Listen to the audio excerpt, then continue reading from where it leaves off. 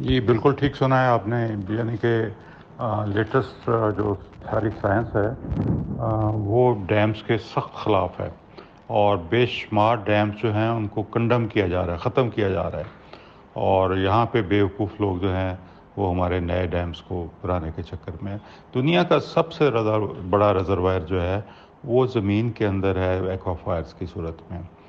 اور جس کو ہم ختم کر دیے ہم نے، یعنی کہ بہت یہاں پہ 20 فٹ پہ پانی تھا، وہاں پہ 200-250 فٹ پہ چلا گیا ہے۔ ہم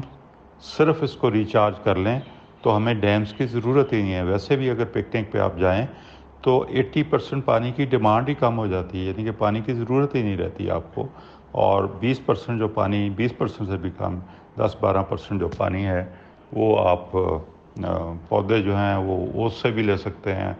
اور ہمیٹی اندہے سے بھی لے سکتے ہیں، اور اگر کوئی کمی ہو تو وہ زمین سے تھوڑا سا پانی آپ لے سکتے ہیں۔ نہری نظام بھی ہمارا ہے،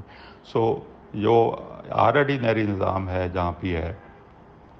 وہ پانی بھی ہمارے لیے سرپلس ہے۔ سو اس لیے ہمیں صرف فارمرز کو ایجوکیٹ کرنے کی ضرورت ہے۔ کسی ڈیم جو ہیں وہ بہت زیادہ خرابی پیدا کرتے ہیں، بہت زیادہ خرابی پیدا کرتے ہیں۔